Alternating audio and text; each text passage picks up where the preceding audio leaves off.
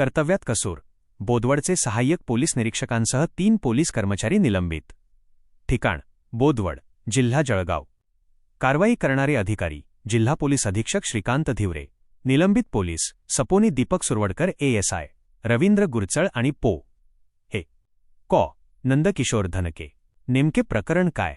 बोदवड येथील हिदायत नगरमधील रहिवासी अन्सार शेखलाल पिंजारी यांच्या घरी गेल्या आठवड्यात चोरी झाली होती.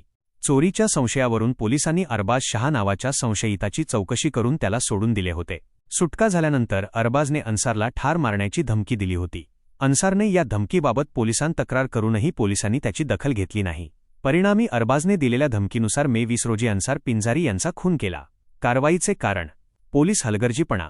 पोलिसांनी वेळीच प्रतिबंधात्मक कारवाई केली असती तर खून टळला असता, असा आरोप करत संतप्त नातेवाईकांनी दोषी पोलिसांवर कारवाई होईपर्यंत मृतदेह ताब्यात घेण्यास नकार दिला होता. यामुळे कायदा सुव्यवस्थेचा प्रश्न निर्माण झाला होता. तपासांती कारवाई: भुसावळ विभागाचे पोलीस उपअधीक्षक केदार बारबोले यांच्या चौकशी अहवालाची दखल घेत पोलीस अधीक्षकांनी ही निलंबनाची कारवाई केली. या प्रकरणातील प्रतिबंधात्मक कारवाईची मुख्य जबाबदारी पोहे कॉ.